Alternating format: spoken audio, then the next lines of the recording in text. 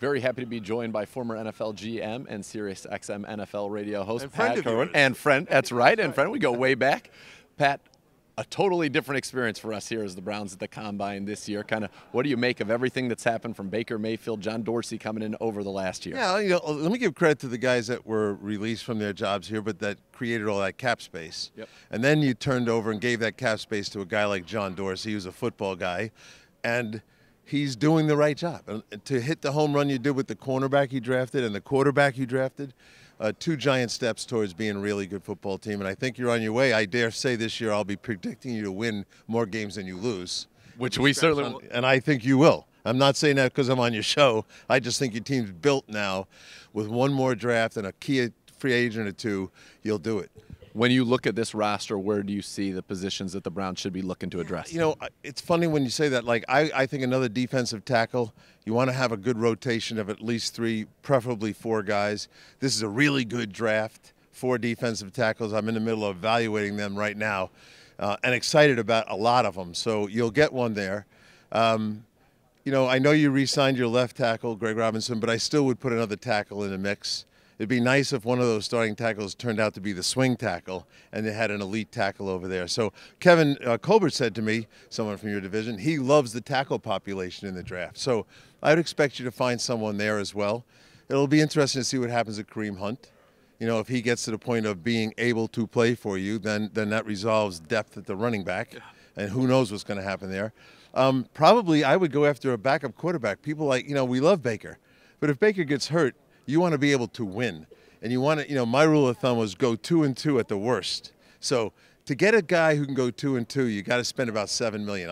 I've calculated how much it costs to get that kind of backup. So I'd be after someone like that. That's not going to come from the draft. And some help in the secondary.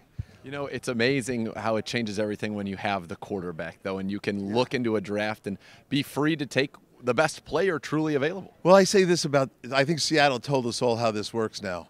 If you want to build a full football team and go from nowhere to somewhere, you got to find the quarterback right away.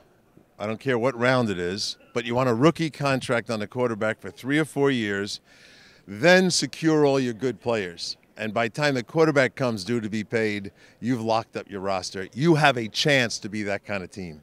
Do you think teams are going to follow kind of what the Rams did, kind of to your point there, is they knew they had Goff on the rookie deal, and then they made the big splashes, and Ndamukong Suh, Marcus Peters, Aqib Talib, and are the Browns a team that could try to maybe make some big either trades with the salary cap space they have now, knowing that they don't have to pay Garrett for a few years, they don't have to pay Ward for a few years, they don't have to pay Baker for a few years? No, and you have the kind of cap space to do something as extraordinary as the Rams did. My situation with the Rams would be, is it a rental team? Did they get guys that they can't keep now for more than the year they had them? So the profile that I think John Dorsey will follow, which is the one I think the smart guys all follow, is you want the guys in free agency that they're about 24, 25, 26 at the latest. You want a 5-year deal on a guy that you're going to have until he's 30, 31. Don't be going out and buying 30-year-old guys because it won't come together at the right time. They'll be out when they're 32, and now the young guys. So it has to be all timed up, and I think you're going to be able to do that. When you think about what Baker Mayfield did setting the NFL record for most passing touchdowns in a season by a rookie, did he exceed even your expectations? And for somebody who, you know, appreciates, since we're friends, you appreciate what's going on in Cleveland, was it nice to see this team finally get that quarterback? I love Baker, and I fell in love with the guy at the Senior Bowl for a lot of reasons. And that he came to the Senior Bowl was the first one. The second one was how hard he worked and how diligent he is about his techniques. Even when he wasn't taking a rep with the ball in his hand, he was taking a physical rep behind the quarterback. I watched him doing it play after play. It wasn't an act. It's how he thinks about the game.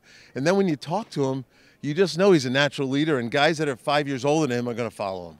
Absolutely. And he also is a guy who doesn't mind carrying a grudge and turning it into something pretty positive for him and his teammates. Well, I love the chip on his shoulder, and that's part of being a smaller guy, I think. But he is a natural leader. He is built for the Cleveland fan base. They love him. And as I said, I'm not going to pick you for 8 wins. It's higher than that. And we will go out on a good note like George Costanza. Pat, thanks so much for the time.